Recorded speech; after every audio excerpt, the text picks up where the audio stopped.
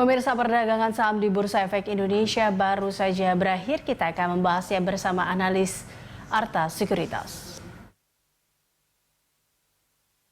Dan untuk membahas bagaimana pergerakan IHSG sepanjang hari ini, kita telah terhubung dengan Fredrik Rasali, VP Research Arta Sekuritas Indonesia. Terima kasih Pak Fredrik telah bergabung bersama kami. Pak Fredrik, ini kalau kita lihat IHSG kembali menguat sore hari ini. Menurut Anda apa sebenarnya secara teknikal atau dari teknikal dan sentimen apa tentunya menopang penguatan IHSG sore hari ini? Ya, selamat sore. Untuk hari ini memang IHSG masih menguat ya. Kalau kita lihat kan dari regional itu masih cukup positif dari Asia. Lalu di luar itu banyak juga kalau kita lihat itu katalis istilahnya, katalis yang ada dari global, terutama di US itu. Selain itu secara teknikal IHSG masih di dalam range yang cukup bullish. Hanya saja saat ini sedang menghadapi resistance yang cukup kuat di level 6.440 gitu kira-kira. Oke, kalau dilihat tadi di mana industri aneka dasar memimpin penguatan di sesi 1, sementara industri dasar kemudian turun terdalam. Seperti apa sebenarnya prospek kedua sektor ini hingga pekan depan menurut Anda, Pak Fredrik? Iya, kalau kita bicara di level industrinya, untuk bicara prospek tentunya akan bergantung pada pemulihan ekonomi. Karena industri dasar ini kan berhubungan langsung terhadap demand ya. Bagaimana industri dasar ini bisa mensuplai dari demand-demand yang ada di dalam ekonomi ini. Untuk 2 pekan ke depan tentunya masih cukup volatil kalau saya lihat. Karena kondisinya saat ini kita sedang mulai rolling out vaksin. Tetapi at the same time kita juga ada varian baru ya, COVID-19 itu yang varian baru dari UK baru saja ditemukan. Nah itu kemungkinan besar bisa menjadi hal yang perlu diperhatikan oleh investor. Oke, tapi kita juga lihat terkait dengan ada tadi dikatakan prediksi pasar yang berpotensi menghadapi bubble. Ini bagaimana analisis Anda tentunya Pak Fredrik? Ya, kalau kita bicara aset secara keseluruhannya, jadi kita bicara IHSG only, bubble bisa terjadi kalau kondisi dari realnya, jadi kita bicara kinerja dari asetnya, perusahaannya, itu tidak bisa catch up dengan harga yang saat ini sudah terjadi.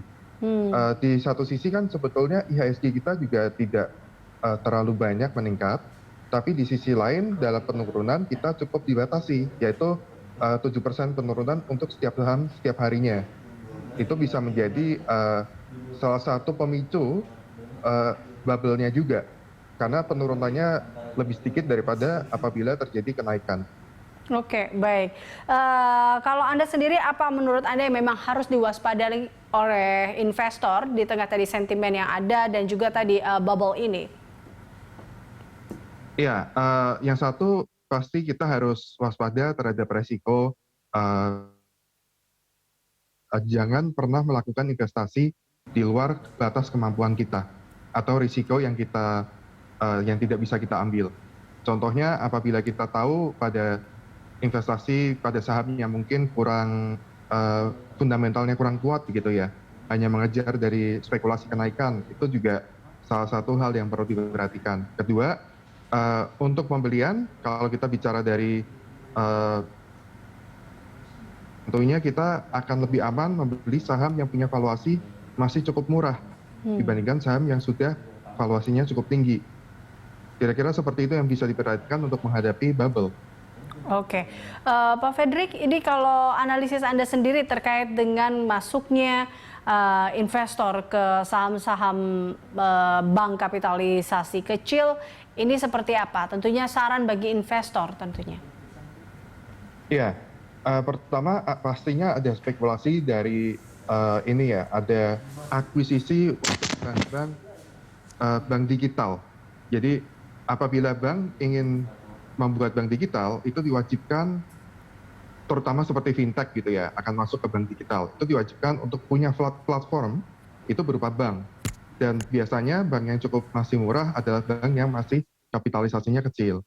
Kedua, untuk menjadi bank digital, itu diwajibkan memiliki modal yang cukup besar, yaitu 10 triliun.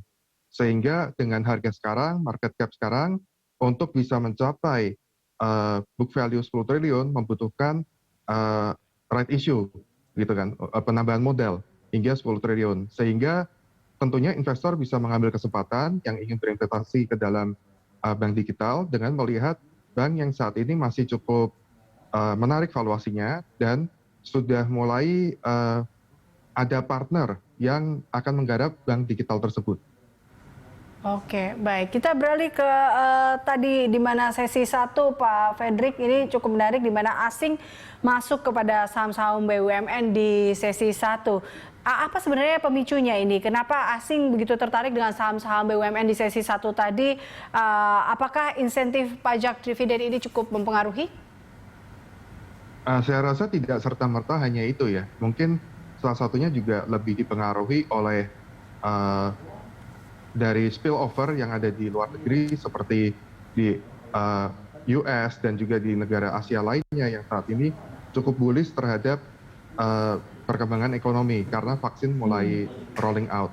Nah, salah satunya apabila kita bicara pemulihan ekonomi, salah satu yang dilihat adalah perusahaan-perusahaan di caps dan tentunya juga salah satunya BUMN gitu. Karena BUMN itu kan representasi dari ekonomi Indonesia. Oke, tapi kalau kita tadi berbicara mengenai vaksin, Pak Fredrik, ini kan vaksin saat ini tengah digencarkan oleh pemerintah. Bagaimana tentunya ini akan mempengaruhi atau mungkin prospek terhadap emiten-emiten seperti farmasi, konsumsi dan juga komoditas? Iya, untuk terutama untuk yang farmasi, tentunya vaksin ini positif ya, bagus karena demand masih sangat besar. Saat ini kan kita menghadapi ratusan juta populasi di Indonesia, tetapi vaksinasi itu kan butuh 2 kali ya, terutama di luar Johnson & Johnson punya vaksin, itu butuh 2 kali, 2 dosis maksudnya. Sehingga kalau kita bayangkan yang setiap bulan kita dapat jatahnya sekitar 10 juta vaksin saja, artinya hanya 5 juta orang yang dapat divaksinasi dari pemerintah. Sehingga dengan farmasi, perusahaan farmasi ini bisa memberikan pengadaan lebih untuk memberikan vaksinasi kepada 250 juta orang. Ini kan salah satu kesempatan yang cukup besar. Kedua, bagi emiten lainnya akan mendapat dampak setelah vaksin ini sudah mengcover populasi yang ada di Indonesia. Jadi kemungkinan baru akan terlihat dampaknya itu pada akhir tahun atau awal tahun 2022 menurut saya. Oke, nah kalau kita lihat peluang IHSG di bulan Maret ini akan seperti apa menurut Anda, Pak Fredrik? IHSG akan saya lihat masih konsolidasi, akan ada di kisaran level 6.250 sampai 6.450. Itu view saya. Sentimen apa yang kemungkinan akan mempengaruhi pergerakan IHSG kita di bulan Maret ini?